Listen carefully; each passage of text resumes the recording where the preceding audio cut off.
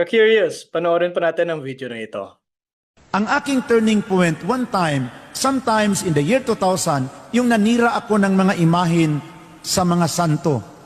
And our usual practice, Father, is unahin namin pagsira ang mga imahin sa mga santo, pinakalas namin sirain ang imahin ni Mama Mary.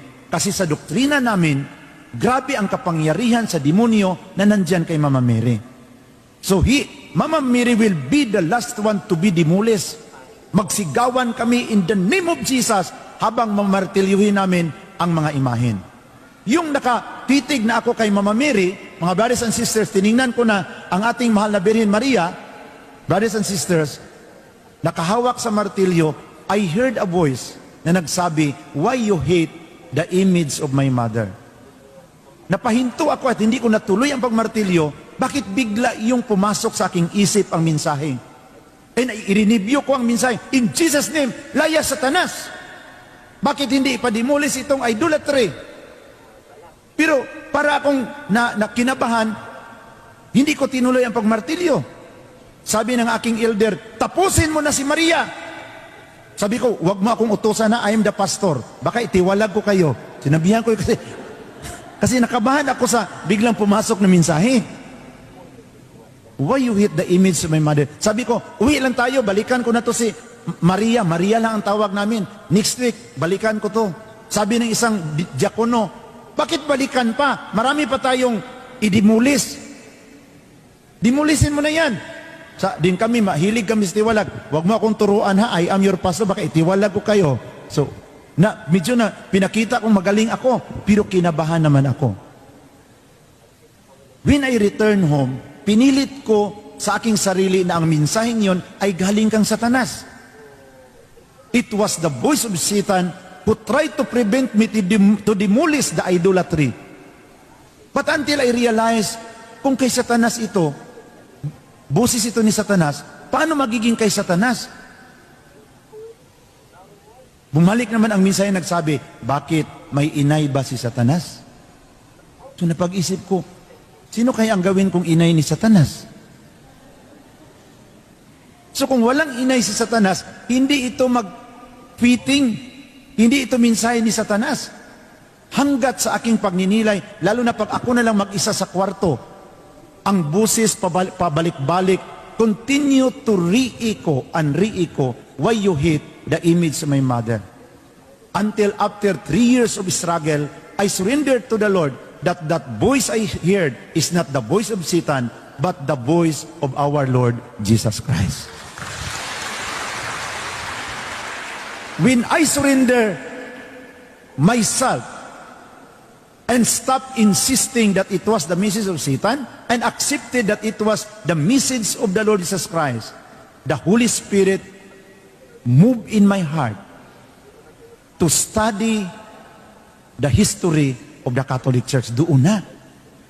Binasa ko na yung mga history galing sa panahon sa mga apostolis hanggang ngayon at doon ko nakita na ang simbahang nandoon sa kanilang panahon, hindi born again, hindi Sabadista, kundi Iglesia Katolika ang simbahang nandoon sa panahon ng mga apostolis. So, habang doon ako sa kwarto, walang mga Katoliko makalapit sa akin, mga brothers and sisters, kasi I like debate. Debate kaagad. So, iniwasan ako sa mga Katoliko. Kasi ang mga Katoliko, mga peacemaker, hindi troublemaker. Tingnan ninyo ang mga mukha namin, puro debate. Saan sa Biblia mababasa? Maganon-ganon kami, di ba? Troublemaker kasi kami. Pag hindi mababasa sa Biblia, mali yan. Ganon kami kaagad. Ang batayan sa katotohanan, pag nababasa sa Biblia, yun ang totoo. Bigyan pa namin ng gesture, di ba? Pag wala sa Biblia, mali yan. Sabi ko, Lord, paano ko to sagutin ang mga pastor during sa aming dialogue? Pag wala sa Biblia, hindi yan totoo. Binigyan ako ng wisdom sa Panginoon. Pastor, bakit? Sabi mo, kung wala sa Biblia, hindi totoo. O anong objection mo? Siya, Kaya nga ang apelido mo hindi nakasulat sa Biblia. Paano ka nakumbinsi na totoo yung apelido mo?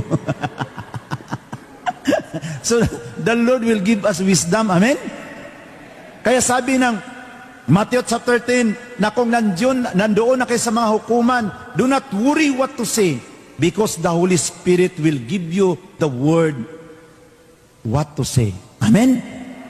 Palakpakan natin ang Panginoon. Huwag kayong matakot.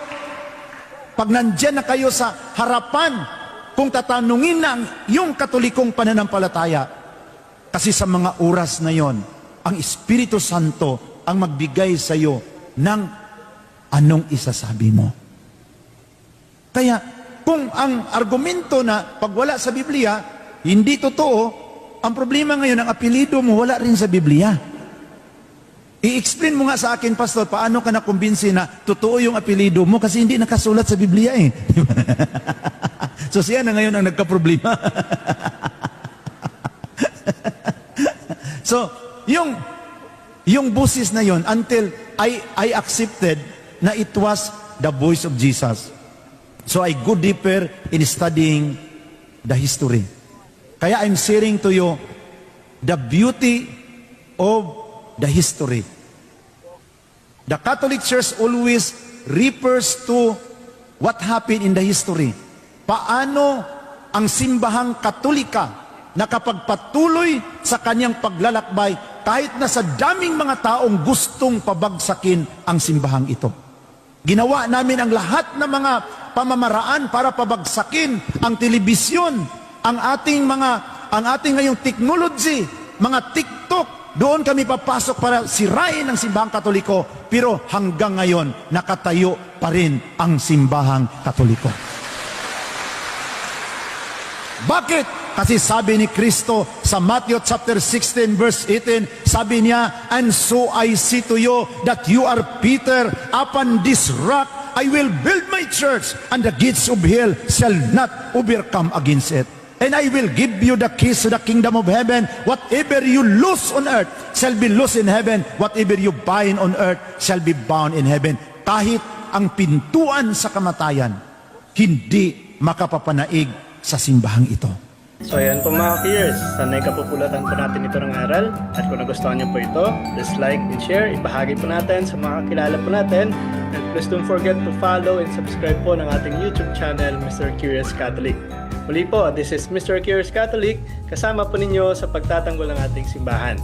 Pro Deo et Ecclesia. Sa Diyos po ang lahat ng kapurian. Hello mga kapatid, follow and subscribe Mr. Curious Catholic. Marami tayong matutunan, mapupuno po yung ating isipan sa mga katotohanan. Dahil ang katotohanan na magbigay sa atin ng tunay na kalayaan. God bless. Hello mga kapatid, inanyayahan namin kayo, huwag niyong kalimutan mag-subscribe sa kay Bro Dance Oberio, Mr. Curious Catholic. Marami kayong matutunan sa pamamagitan ng pagsubaybay niyan sa pagsagot sa pananampalataya na inaatake ng ating mga kapatid sa iba. Yung pananampalataya, and they are not only attacking the teachings of the Catholic Church, but proselytizing the good numbers of the Catholic. At sa pamamagitan sa pagsulotin niyo nitong Mr. Curious Catholic, Facebook page and YouTube channel, dami ninyong matutunan. Isabuhay natin ang ating matutunan. Pro Deo et Ecclesia.